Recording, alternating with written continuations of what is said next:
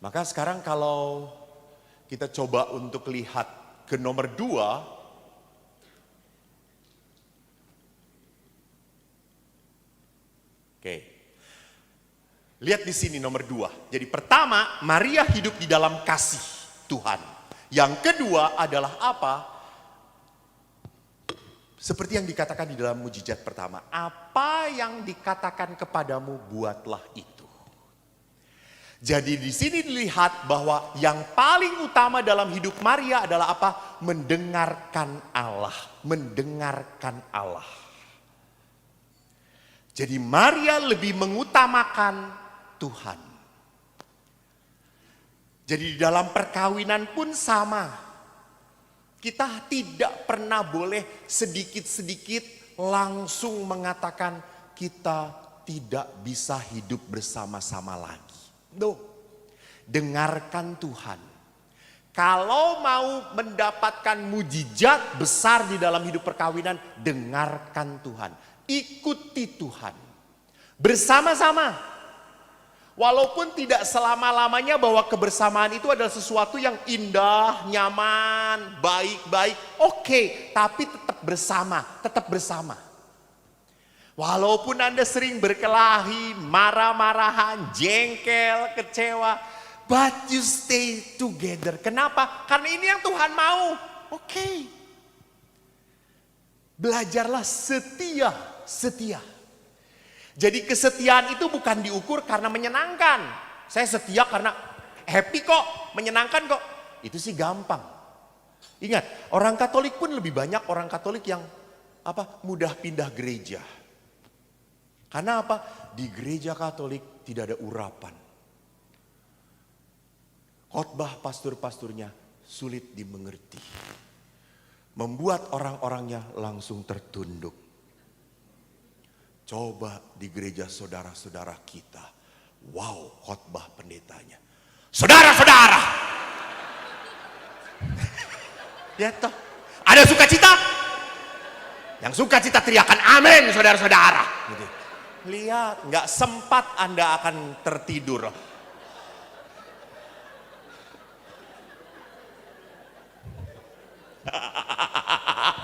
Sorry. No.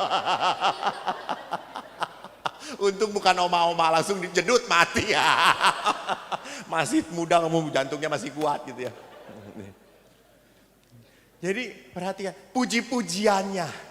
Lalu selalu mengeluh puji-pujian di gereja lagunya. Saudara, mari semua hadaplah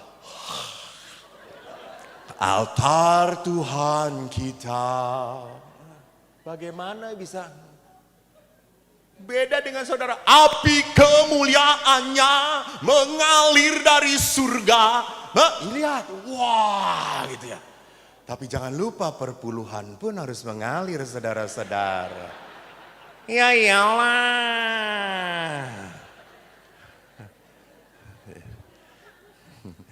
Kalau kolektif di kita kan enak sukarela gitu ya. Suka-suka gitu ya.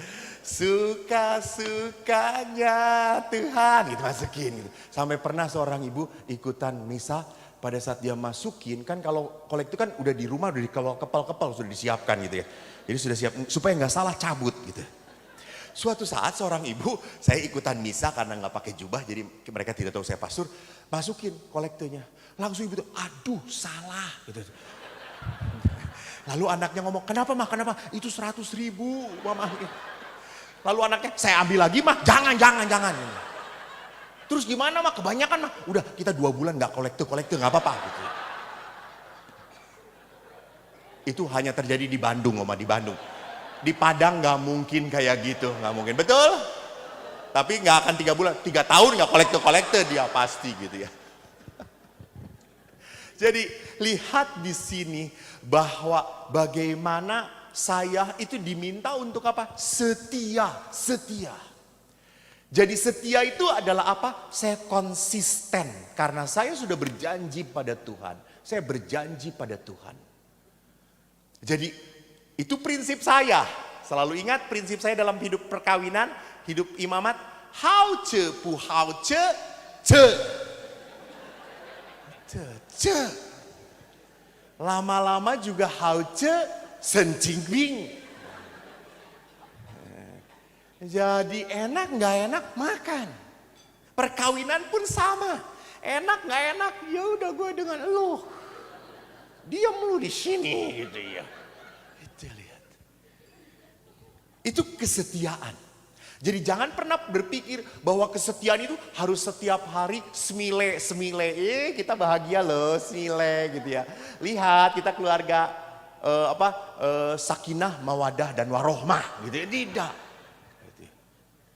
Lalu kalau salam damai cipika-cipiki gitu. Pernah seorang ibu jengkel, Romo, waktu salam damai suami saya kurang ajar. Mau saya salamin, dia malah salam dulu dengan perempuan yang sebelahnya dia. Kurang ajar sekali suami saya. Sehingga pas damai Kristus, saya injek kaki dia. Kamu nyebelin banget itu dia tuh. Sorry, magnet dia lebih kenceng daripada sini gitu ya. Jadi lihat di sini bahwa kesetiaan itu bukan berarti sesuatunya beautiful. No, sesuatunya menyamankan. Saya ingat sekali ada sebuah ini bagus. Dan ini harus Anda ingat. I always thought love was shaped like a heart. But actually it's shaped like a cross. Jadi cinta itu bukan seperti hati yang selalu sukacita, senang, enggak. It's like a cross, salib. Maka tolong katakan kepada pasangan, hidup bersamamu adalah memanggul salib. Lalu suami akan berkata, bersama-sama. Jadi memang kita harus sadar bahwa salib itu yang akan membawa kemuliaan. Jangan lupa, salib itu yang akan membawa kemuliaan. Kesetiaan memanggul salib itulah yang akan menyelamatkan Anda. Kesetiaan memanggul salib itulah yang harus Anda pertanggungjawabkan pada Tuhan. Saya harus berkata di depan Tuhan, Tuhan, tidak selamanya saya bahagia dengan anugerah berasal darimu. Tetapi saya belajar setia untuk mencintai dia. Saya belajar bertahan dalam untung dan selalu malang. Suka dan duka selamanya gitu ya. Hebat. Itu janji perkawinan, maaf, yang hanya ada di gereja kita. Saya tidak pernah mau mencari istri saya, memanfaatkan istri saya untuk keuntungan saya. Enggak. Pada saat kamu tidak menguntungkan saya, goodbye. No. Kamu seperti apapun, tetap kucintai Edan. Maka saya suka kagum ada bapak-bapak yang piansui. Cuma ngaca gitu doang. Meleleh. Suaminya masih sehat, istrinya masih sehat gitu. Menjaga, nganter. Mana suami bu? Tuh. Lalu suami ditanya, Pak kenapa? Karena istri. Istri saya teriak-teriak terus sehingga saya serangan jantung 2 kali gitu ya. Seperti tadi anak ya. Jadi kesetiaan. Jadi hidup perkawinan sekali lagi demi kesejahteraan. Dan berkat Allah hanya bisa kita terima di dalam apa? Kesetiaan. Maka Bapak Paus pernah berkata, if we really want, Ibu Teresa pernah berkata, if we really want to love, we must learn how to forgive. Dan Bapak Paus pun berkata apa? Perkawinan hanya bisa bertahan kalau bisa mengampuni. Ingat, kalau istri mengeluh terhadap suami, suami pun punya keluhan pada istri. Ingat itu. Pernah seorang suami tiba-tiba setelah tua menjadi tuli. Lalu dibawa sama istrinya kepada saya, Romo tolong doakan, doa penyembuhan. supaya suami saya bisa mendengar lagi. Lalu saya deketin suami itu, Pak, saya doakan supaya Bapak sembuh. Bapak itu berkata, jangan Romo, jangan. Biar saya tuli Romo. Ini anugerah Tuhan Romo. Kenapa Pak? Itu istri saya kalau udah ngomong, masjid aja 5 kali sehari Romo gitu ya. Azan, istri saya dari pagi sampai pagi lagi Romo ngomong terus gitu. Saya tidur, dia masih ngomong terus. Saya terbangun mau ngecing, dia ngomong terus. Ya Allah, kata saya itu istri saya baterainya nggak habis-habis. Jadi lihat bahwa apa? Bahwa bagaimanapun saya harus belajar memaafkan. Kalau dia tidak seperti yang kau ingini, memang nggak apa-apa, nggak harus. Maka di dalam pengampunan itu dikatakan apa? Di dalam Injil Matius, jikalau kamu mengampuni kesalahan orang, Bapamu di surga pun akan mengampuni kamu. Jadi memang pengampunan itu adalah wajib hukumnya, bukan pilihan lagi kalau mau menjadi pengikut Yesus. Oleh karena itu lihat, bagus ini yang terakhir saya katakan. Forgive others not because they deserve forgiveness, but because you deserve peace. Artinya apa? Saya mengampuni bukan karena memang layak diampuni. Saya mengampuni bukan karena suami saya sudah berubah. Bukan karena pasangan saya sudah baik. Bukan. Saya mengampuni supaya saya bahagia. Supaya saya damai. Karena kalau tidak mengampuni, itu membuat kita itu seperti punya kerikil. Pahit, seperti naik pakai sepatu, di dalamnya ada batu. Ada kerikil, Anda bisa ngerasain, gak nyaman jalannya. Selalu, aduh, gimana supaya beres? Lemparkan kerikil itu, sama. Jadi kalau Anda mau bahagia, maafkan. Maka tidak salah kalau di dalam Injil dikatakan, kalau dia 7 hari minta maaf pada kamu, 7 kali minta maaf pada kamu dalam 1 hari, maafkan juga. Jadi memang maaf itu tidak ada syaratnya. Tidak perlu. Karena apa? Karena saya mau letting go. Lepaskan, maafkan. Saya orang yang terluka, saya selalu memberikan kesaksian ini. Di dalam pembicaraan saya. Untuk memperlihatkan apa? Bahwa pengampunan itu penting.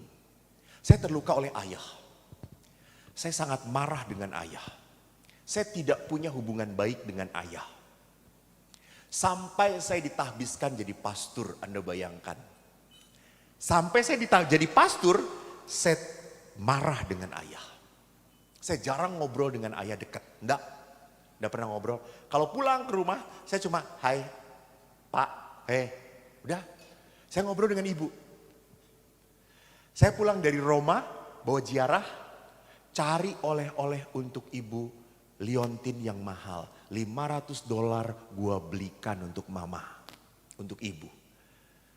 Lalu saya datang, Bu, liontin, berapa kok? Mahal 500, bagus banget. Ya, lalu Bapak, aku apa? Rosario Pak. Berapa itu? $1, kata saya itu. Kan kalau Anda ke Roma kan ada $1 sir, ya itu. Ini untuk babe gue, gitu. Saya tidak punya rasa sayang. Sampai akhirnya saya kuliah di Filipina tentang counseling. Di situ saya diolah.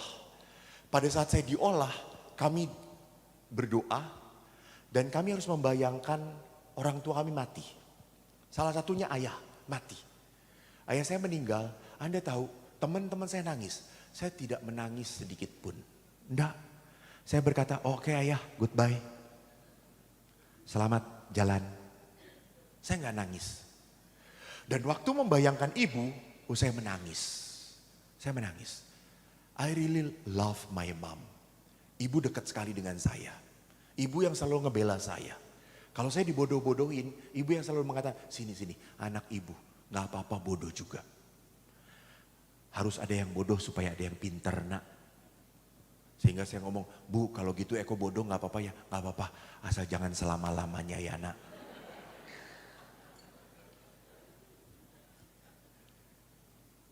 Lalu pada saat saya membayangkan ibu meninggal, saya sedih sekali. Dan akhirnya pada saat saya mau pulang ke Indonesia, profesor saya mengatakan, kebetulan seorang imam Yesuit, kamu harus bereskan dengan ayah kamu. Kalau kamu tidak pernah beres, kamu tidak akan pernah bahagia menjadi seorang imam. Saya mengatakan, lalu harus gimana? You must forgive your dad. Oke. Saya datang ke rumah. Lalu saya ngobrol dengan ayah. Lalu setelah ngobrol, saya ngomong, ayah, ingat di album keluarga tidak ada ayah memeluk saya. Ayah memeluk adik tiga-tiganya. Ayah menggendong adik nomor 3. Ayah ngajak main, mengangkat adik nomor 2. Saya digendongnya oleh tukang beca. Sampai saya pikir itu ayah asli saya. Saya baru tahu ibu mengatakan kamu memang tidak dekat dengan ayah. Maka sekarang saya mau memeluk kamu. Boleh? Lalu ayah berkata, boleh. Lalu saya berpelukan dengan ayah dan kami lama berpelukan. Setelah lama berpelukan, ayah berkata, ini pelukan yang terindah dalam hidup saya. Saya mulai dekat dengan ayah. Kami sekarang kalau ketemu, kami selalu berpelukan. Apalagi ibu sudah meninggal. Ayah sekarang kalau ngobrol dengan saya. Pernah pada suatu hari kita mau misah 1 tahun ibu meninggal. Saya telepon ayah. Ayah, kita berdoa untuk ibu. Ya. Dan ayah ngomong, sekarang saya bangun, kalau pegang kiri kanan sudah tidak ada ibu kamu. Untuk apa ya saya hidup? Lihat Bapak Ibu, bahwa hidup perkawinan itu indah kalau Anda mau mengampuni. Jangan menuntut punya suami yang baik dan. Dia seperti itu karena kawin dengan Anda.